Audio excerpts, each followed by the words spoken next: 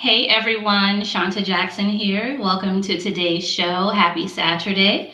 My purpose in life is to help people to help themselves and others, and I do that by bringing on individuals who are inspiring and thought provoking and who can provide us information to help us to make better choices to take care of ourselves, our family, and our community members. Today's guest is Monique Smith of Baltimore, Maryland. She she'll talk a little bit to us about her life journey, which included the tragedy of living through childhood abuse, and then later finding out that she was actually an abducted person. But from that, she's actually evolved, and she has her personal evolution and her personal path of healing that she would like to share with us. And then also how she's serving as a voice for others, and how she's helping to identify and find and support missing persons, whether they are adults or children. Everyone, please welcome Monique Smith. Hey, Monique. How are you? I'm doing good. How are you today? Pretty good, pretty good. Well, thank you for joining me. And before we got on, we were talking about Val Jenkins and how you all support each other and how she supports your organization and your efforts and vice versa. And Val Jenkins, she was my previous guest. So if, for those of you who don't remember, Val Jenkins is the founder and executive director of a nonprofit organization in Baltimore, Maryland called Hug, Don't Shoot. And so go back on my YouTube channel. We are streaming live. As a matter of fact, we are streaming live on YouTube and Facebook. So go back and watch Val's interview. And she actually has her own personal story. And she mentioned how she was raped 3 times as a teenager, and how she was once a bully, and even just her medical conditions with her brain condition and different things like that. But like Val, you've experienced personal tragedy, but you found a path or a way to heal, but then also serve as a voice for others and to support those who are voiceless. Would you please tell us your story? Well, I'm known as Monique, which I'm very excited to share that I am known as Monique, which means I was fortunate enough to kind of like press through the adversity, like the child abuse, the mental abuse, the physical abuse, that was always present in my childhood. And just unbeknownst to me, from a very, young age, I experienced so much, like just a lot. The traumatization that can happen to children can really go into their adulthood. It's really difficult because if you're not being properly nurtured, as a child, you really don't know how to grasp things, how to take things in. And I think a lot of people are misguided because of that. They may look for love and hunger to things that are going to do just as much harm as the things that they were getting away from. So it was just really a traumatic time in my childhood that I can only thank the creator. Without he, there is no me. I let that be known. I didn't have the silver spoon. I didn't grow up and someone, leave me this huge inheritance. I really basically walked this planet just really just confused. And this goes as far back to elementary school, through middle school, through high school, into my adulthood. And I was always an excited person about everything that I did, like other than having to go back to that abuse that I was raised around. And but any other place, if I was in school, I was just really, really happy. And that was really key. And it didn't dawn on me until just a couple of incidences in school where I had to present my birth certificate, and I would always try to excel where I could, but without it, it was always a hindrance. And, it was very discouraging. And I was always met with an abusive tone, even inquiring about it. So it's just, as a child, you don't think of these things. It's the same as you have a girlfriend who, have lost her privileges because she didn't come in, she broke curfew, and she would say something like, oh, my mom, I hate her. And of course me, the amount of abuse, I was the same way. Oh yeah, I hate my mom too, da da da da da da da. And you just don't see it. Children do not see it, what's actually happening. And a lot of times young adults assume that it's normal. It's what's supposed to happen. Well, into my adulthood, that same energy that I had, aspiring to, be just a happy person, living a nice, fun, fulfilled life, with everything things had to offer. Again, I witnessed my neighbors and my classmates all experiencing fun things and adventurous things, and I could never do these things. So right into my adulthood, the same thing happened. I was trying to become I was a graduate of Web here in Baltimore. A lot of people are going to know Web, Women's Entrepreneurs of Baltimore. And it was set up for women who were financially at low scale, but they would give you the opportunity to learn the ins and out of business. And what happens again? The request for the birth certificate comes up because I had to be licensed in bonding after the completion of the course. So I'm like, okay, get out of high school. I can't go into armed forces because my mom hadn't given me a birth certificate. The same thing, I can't go to driver's ed because my mom didn't get my birth certificate. So by the time I'm a graduate of Web, I'm thinking to myself, well, why am I going back asking? You check your municipals yourself. So sure enough, I wrote every single municipal out, and the documentation came back, and I started looking at the paperwork, and the room just started spinning, and every conversation and message from my childhood of you're not my cousin, you're not my relative, you're not my niece anyway, the things that sat in the back of my mind as a part of the abuse that was happening, it just never clicked. And it was just really bizarre. It was really, really bizarre to then reach back out to the people who witnessed me go through that. Like, not one single person attempted to rescue me. Regardless of what I didn't know, whether or not they knew certain things were going on, just the physical abuse all in itself, just that proportion of it, just for you to actually know. There were times that I would get chastised just because. And on days that it rained, I may have gotten it twice just because it rained. So for things like that to happen, I still couldn't put my finger on it. But later on, the severity of my case opened my eyes. There was fear in individuals who refused. It either paralyzed them or they just completely refused to get involved. And it was just so bizarre. So me, I still pressed forward. I started reaching out to the municipals, and I started holding people accountable. I had to go to the Department of Social Service. I had to go to the Board of Education. And with that force, and demand my right of seeing what do you have as documentation for me? Because I have a social security number. What do you have for me to have attended school? And sure enough, the inconsistency, like I was born in 1965, 1966. Another one said my name was Monica. You introduced me today as known as Monique. So here's paperwork where I'm thinking I'm known as Monique, but the documentation had Monica. So it was so many things that took me back.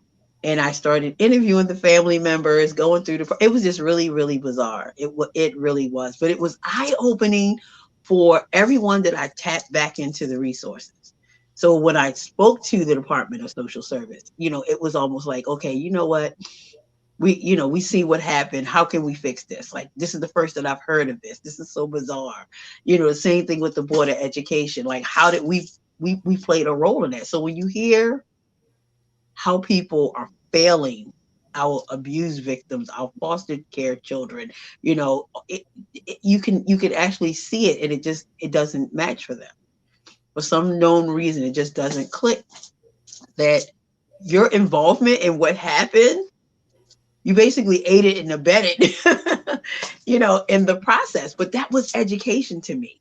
So that was something for me to go back and use on my journey to help other people. And I've always done that. So that's why I did the book. I am the ancestor. Before I die, I must share my story. because no one would tell me the truth. Absolutely no one would tell me the truth. And my children were small. So building a legacy was just so important. You know, I didn't have the stories to tell my children, oh, well, baby, you got good hair because your great grandmother, you know, is Cherokee, you know, in you, or that your great grandfather works at the White House, or we have land in Texas. You know, there was absolutely nothing for me to give my children. So I have a But question. good. I'm sorry. Go ahead. But the book was my way of, if I died before my children became adults, that the world would lasso around my story to help them. You know, they would basically lasso around and say, no, no, no, no, you know, this is her story. This is what she's trying to figure out. So how can you help these children get my property? You know, I had two $600,000 life insurance policies. Without a birth certificate, you don't get a death certificate. So it's so much going on. But go ahead, you had a question. Yes. So, to my understanding, your case is open.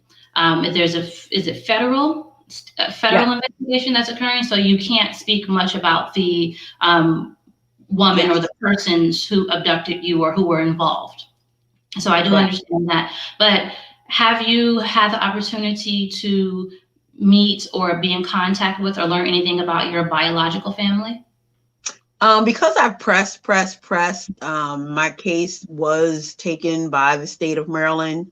And eventually, we all know that the National Center of Missing and Exploited Children came out in 1984 with the unfortunate loss of John Walsh's son.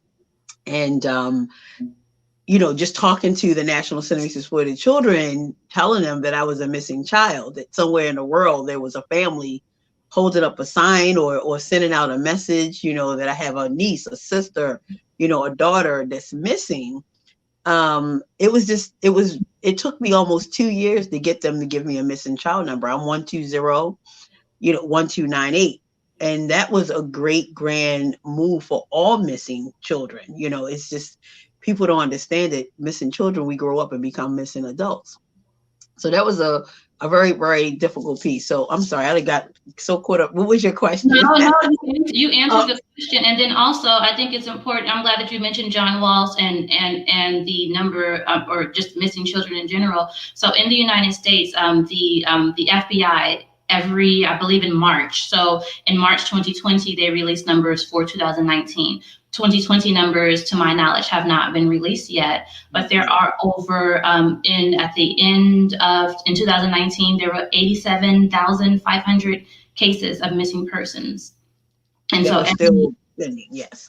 correct. Yeah. And then, from my understanding, there are about 600,000 reported cases Yes. Yeah. annually. But at the same time, there are about 600,000 where the cases are closed, whether they are, and they're indefinite. So once a person is identified, reported as missing, it's Yeah. indefinite. It's there until that person is found, whether they're living or deceased, or unless it's removed by the agency that posted the person there. So just kind of a Yeah. little background for everyone in the audience. I'd like to check in to see who's watching. We have Latoya from Las Vegas. We have Raquel, Las Vegas. Happy Saturday to you. And Danielle Brown, she's watching from Baltimore. And she says, wow, this is so important. Thanks for sharing. We have my cousin Tasha Jackson in Las Vegas, Grand Rising Tasha. And we have Terrell Patterson, and Terrell is in Baltimore as well. And he says to you, greetings, Sister Monique. Met you through my publisher, Ty Davis. Strong woman with a powerful story. Thank you. Yes, and thanks for Thank you. checking in, Terrell. So your book, I Am the Ancestor, you said that you wrote that it was more so for your children so that your children can know who you were or who you are. Yeah, you know, the most common thing that I've gotten in my research over the years is that the abuser never believed. You know, there are children who may tell their parents that, you know, such and such is molesting me or inappropriately touching me, and they don't believe you. They do not believe you. And the world is very large for 4 children to be alone and it not be noted. So I could have done traditional will, gave it to an attorney, put it in a lockbox, you know, just in case. But I felt it had to help someone. And then we started hearing more cases because the very year that I wrote the book, Conolina White, we all heard about the baby that was stolen 3 days out of the hospital, reunited with her family. That came out that same year. And it just lit my whole timeline up. You know, when people were calling, the investigative teams were calling, they were like, oh my gosh, did you see the story?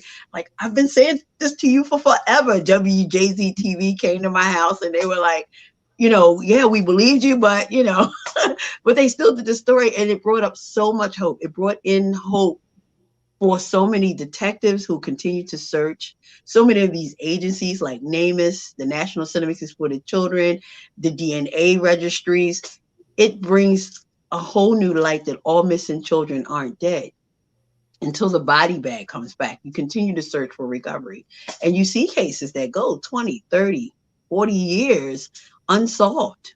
You know, till this day they are unsolved. So I've always took it from just me finding out my true identity and sharing to save my children's lives, but how can I help other people? And since that time, I've probably raised a little over $70,000 over the years, donating the proceeds of the book to large organizations, but now I focus on right here in Baltimore City, right here in the state of Maryland, with Maryland Missing, so I can have a hands-on, and they can use my story to help other families. But the proceeds, you know, we buy marketing materials for educational piece. If you find someone missing, what do? You know, you memorize what you saw, you know where you were, and notify the authorities right away. It's not just going into Walmart and looking at the posters. You know, what do you do if you spot someone? And do people really look at the posters? When your phone goes off and that ding, and it's an Amber Alert, do you look at it or do you turn the volume off? So each time that a voice is shared about their cause and their mission, it's just a little reminder that we're all seeking help in some form and how to give back. So what do we do? So when you were speaking, I was thinking about on Facebook, for example. Sometimes individuals will share forward a post where it says this person is missing, but then once you click on the link, it says this person has been found, or it's old, or it's 2 years, and it's not. It's outdated. It's not factual. It's not a factual post at the time, even if that person were missing. And so sometimes I think some individuals can get discouraged, but in addition to not just social media, but just in general, if you do find out or you have reason to believe that someone is missing, or that you see a missing person, what are the steps that you would recommend? Yeah, now if it's not from a family standpoint, if it's just you because you're a citizen and you're out and about, and you may have identified like a tag or a vehicle that fits the description. Of course, you stop, take the notes, you know, and call authorities right away. Usually, the flyers will always display the police district or the agency that's involved. 911 is across the country, so at least if you dial 911 and say, hey, this is the corner that I'm standing at, this is the vehicle, this is the child who was missing, and a lot of adults are missing. You know, so you would do the same for an adult as you would for a child, and let them know. We've been inundated in a very positive way with see something, say something. Like we know, like to see something, say something. But we're at a stage now with the resources growing every year with new causes and new awareness that we're see something, save someone. Like you gotta take that next action. All the awareness without action behind it, that's the recovery that we need. That's the recovery that we need. So you have to have that energy to pick up the phone, look at the photo. If it's dinged in your area, if you're driving around, be on the lookout and dial the 911 number or the number that's associated to the flyer of the missing individual. Okay. And Yeah. hey, Jimmy and Shanika, thanks for checking in. Um, let's see, Terrell, he has something. Alexis, oh, he's tagging a few people and letting them know so we thank you. Thanks for that, Terrell. He's telling them to come on and watch. You experienced abuse during your childhood, and you mentioned in your introduction how that affects adults. And you mentioned not just your childhood, but also in your teenage years. And there's different forms of abuse. Um, how today, how does that impact you, and what were some of the things, or what are some of the things that you do on your journey for healing? I pushed through. I mean, I actually pushed through. Some people forever say, "Oh my gosh, you're doing so well." You have a construction company, you have your author, your you've directed your documentary. Why are you still so emotional? You can never say to people, "Well, get over it." Oh, you should get over it. That happened to you how long ago? No one should ever tell. Each individual has to experience their trauma. If you have to get a therapist, if you may have to confront the abuser, whatever you need to heal yourself where you're not causing harm to yourself or life threatening to someone else, you go through it. It really takes you having to talk to people. Again, the therapy is something that, I think I did the therapy in the beginning, but again, I think my thirst and hunger to be somebody. I refuse to die a nobody. And that has nothing to do with my story. There are so many people who are struggling with identity in on a whole nother facet, like a whole nother trying to figure out, who they are, or how their parents raised them. But like I said, when you sit down, write it down, calm down and think through it, and then implement the things that you want. Like I could have turned this story into something where you guys will be reading about my destruction of my life versus about the reconstructing of it, because I just refused to be that battered child. I was forever told that I would be absolutely nothing, and I basically have taken nothing. Just imagine, I can't leave the country. I have no birth certificate. I don't even know how old I am. Like I'm still fighting right now with these authorities to try to figure out how can you release that to me. Like how, is it somewhere, like looking at what I've been able to discover, how do I get that? So that was the biggest piece, is just working through having the conversations and constantly asking myself, Monique, what do you want? I wanted my story for my children, and then I wanted to be for the world. Like this whole awareness goes beyond of just like, again, the recovery. Unfortunately, body bags do come back. You gave a wonderful statistics earlier about the numbers. Well, let me tell you this about the numbers. Within 2 hours of an abduction, the average individual is usually physically abused, mentally abused, sexually abused. Within 2 hours of an abduction, they're usually raped, battered. Within that same 2 hours, in many cases, they're dead. They've been murdered. They're it's I don't think people understand the urgency. I even want them to look at that every 40 seconds in this country. It's not a foreign incident. If you have a zip code, there's trafficking, there's a child abduction. 40 seconds. By the time we finish this whole interview today, there will be hundreds reported across this country missing, and many won't make it back. So the awareness that we offer is to educate, to protect, and to prevent. That's what my biggest message has been. Again, save someone. We hear so many cases. We have Relisha Rudd missing from DC. She's into her fourth year of being missing. But thank goodness, because of the advocacy that goes on, in the DC area, proclamations for the day that she went missing, the community gets involved, law enforcement gets involved, and they use these cases for the betterment of what's going on in society. You use it in a very positive way. You mentioned Val Jenkins earlier. Like Val Jenkins, I met a few years ago for Hug, Don't Shoot. And I went on one of her campaigns because she talks to young adults and children. They were hugging. They would just walk up and start hugging kids, and I would say, did you ask the parent? Is that okay? And you breached that comfort zone. Did you get authorization that you're okaying people to just randomly touch your child? And that's not the message you want to send. So she then incorporated in her training with the Hug Don't Shoot volunteers is that if it's a child, you ask the parent, and then you ask the child, is it okay for me to hug you? Although it's about bringing a sense of peace and love, but we know that it's positive. We have people who will manipulate our most vulnerable and turn those hugs into abuse. Yes, I agree. When my son was, I think he was about 6 years old, I would tell him, I said, and I would just like create these situations. Okay, you're walking down the street and you see a van and someone says, help me, help me. I said, what do you do? He looks at me and I said, okay. I said, let's think about it. I said, can children help adults? He says, no. I said, okay, so what you do is you cross the street. And if you want to help that person, you go tell me or you tell another adult that that person needs help.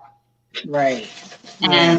And and then just a lot of school districts or a lot of parents, we think about sex ed. We think just only about abstinence and condom protection, family planning, but Right. sex education is also about healthy relationships, refusal skills, and teaching your children boundaries. And you can actually start that education. Again, my son is around the age of 6 years old, and it could be little things such as what's an appropriate touch and what's not, or just saying if someone touches you, like I used to tell him, I used to tell him that I said people will test you, and I said sometimes they'll touch your shoulder and they'll see if you can get away with it. Or you know what? Sometimes someone will do something to you and they'll say, if you tell your mom, I'm going to hurt her, or I'm going to hurt you, I'm going to kill her. I said, don't believe them. Like I would give him, even though he was a young child, I don't know, sometimes he's taking the bus.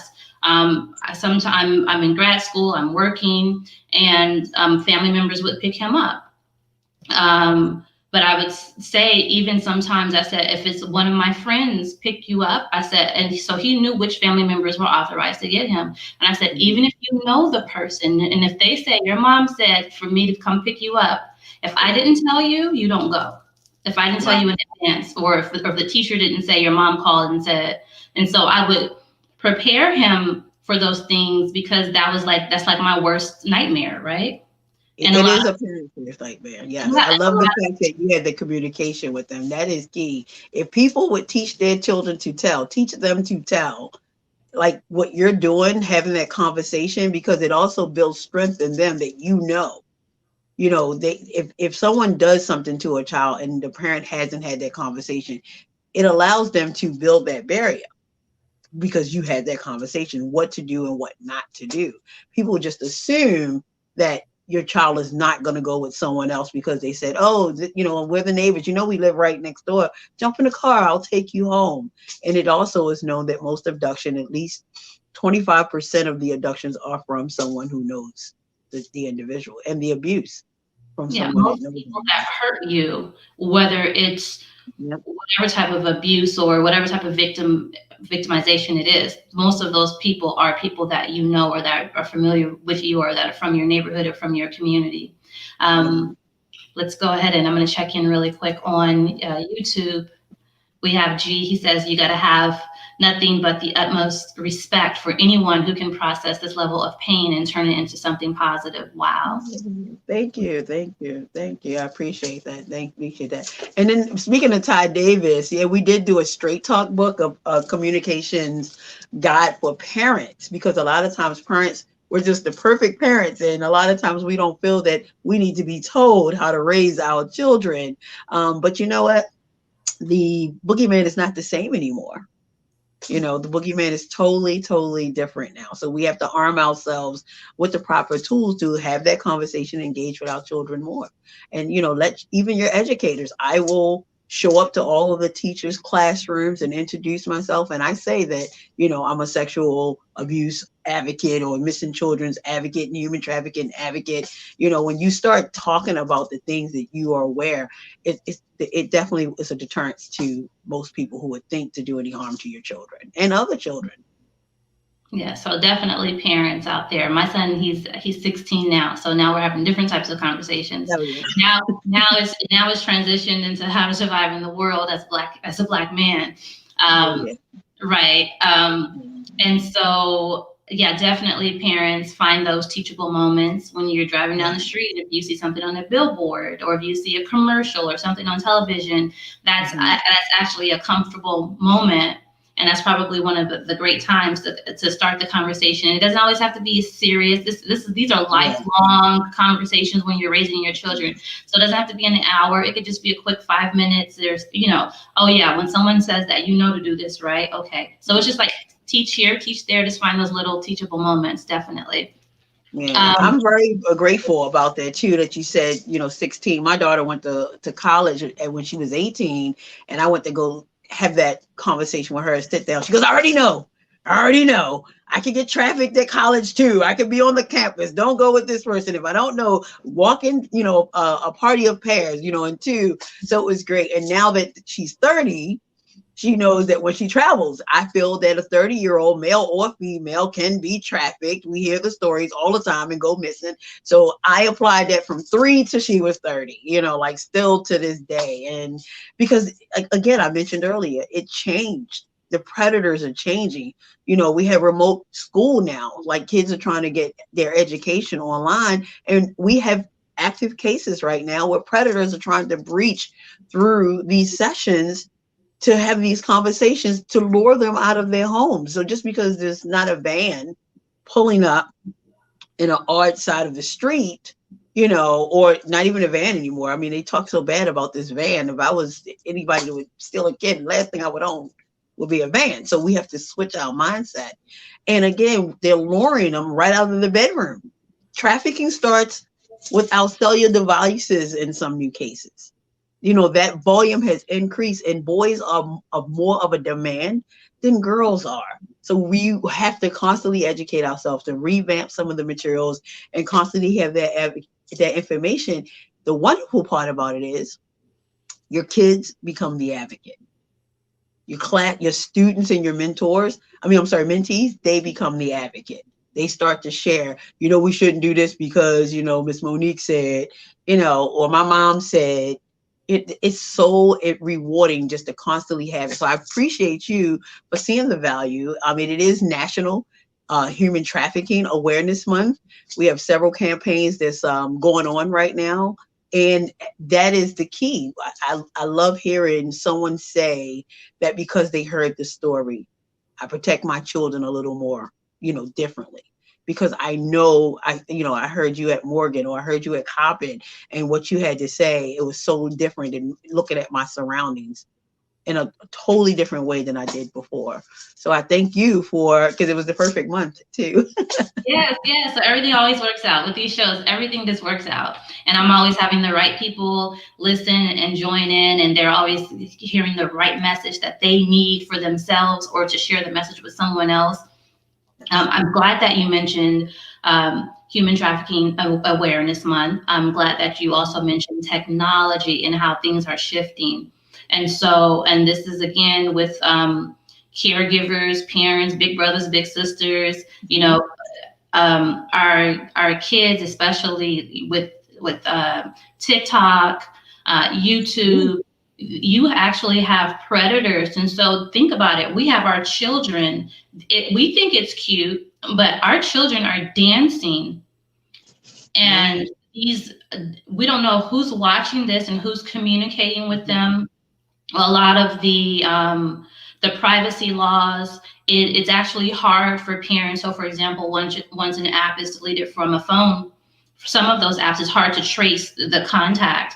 And you actually have people and other teenagers. Sometimes you have adults manipulating a group of children, not just your child. Sometimes it's a group, and so these kids, they're manipulated into sharing nude photos. So it's child pornography, but sometimes it's within just their peer group. But parents are taking away phones, and the kids are somehow getting another phone, and they're able to connect to the Wi-Fi, or they have secret phones that their parents don't know about. And so you have someone that is manipulating your child, your younger brother, your younger sister. So we have to be mindful of that too. I know we're all busy, and sometimes it's easier to give a young child a device, but definitely use those features where you can block certain access to certain type of websites. On YouTube, definitely, you can go and search any type of keyword, and kids are really smart. I see little toddlers knowing how to navigate these apps. And so if they're able to access the information and access the apps, that means that there's someone able to access them as well. Yeah, and that's so true. And where the economic is most like the lowest, the poorest communities, let it be known that some of the pimps are teenagers. Some of the pimps are in the 8th and 9th grade. They're classmates. They're grooming their classmates. You have to remember it's survival sex that goes on. So, if you're in a classroom and someone's wearing, the latest outfits, the lace fronts, the eyelashes, and they're looking at someone else who's, look like they really are in need of even a meal. And they say, you know what, if you come with me after school, I'll show you how to get the lace fronts, how to get the latest tennis shoes, how to get the latest outfit, the lashes. It's really, really sad that our youngest adults are being preyed on by their classmates. Doesn't always necessarily have to be. So there are programs that have come out in the RFIs in the state of Maryland who are now educating teachers. So really pause. So RFI, request for information? Yeah, so they wanted to make sure that they had a link and a source within the schools to teach the educators on how to identify whether or not someone's being trafficked, or because, once the child is abducted, it doesn't take that long, especially in the DMV area, to be out of state. So the key piece was to bring in this educational piece into the schools. I clearly understand that teachers are just there to educate our children, but that was such a great thing to see that they put this process in place. And it has actually gone 3 years. It's into its 3rd year in Baltimore County. I haven't seen it in the city, and they're working really, really aggressively to get some of these training sessions in Baltimore City's public schools. That's great. That's great. Thank you so much for joining me today. Do we have any questions in the audience at all for Monique? I think, let's see. And so again, your book, I Am the Ancestor, is available. So of course it's available on Amazon.com, but if you want a personal autograph copy, or if you want to make sure that the majority of the proceeds go to Miss Monique so that she can continue to donate, visit her website at knownasmonique.com. Yes. And as always, you can learn more about me at shantajackson.com. Monique, thank you so much. I really enjoyed this conversation. I learned a lot. I think we touched on a lot of important points. And, see something, say something, but see something, do something, right? Yes, absolutely. Yes. And so everyone, again, thanks for joining. You can visit my YouTube channel to watch this interview and other interviews as well. And I'll see you next week. Next week, I'm bringing back Dr. Cassandra and Dr. Christina Madison. So Dr. Cassandra, she's the HIV pharmacist that I interviewed, and she talked to us about HIV. And Dr. Christina, I did the show Public Health 911, and we just talked about health disparities during COVID-19. So I'm bringing both of them back next week, and they're going to give us an update and help us to dispel some of those myths or give us some facts about the COVID-19 vaccine. So I look forward to seeing you next week, and thank you so much for tuning in.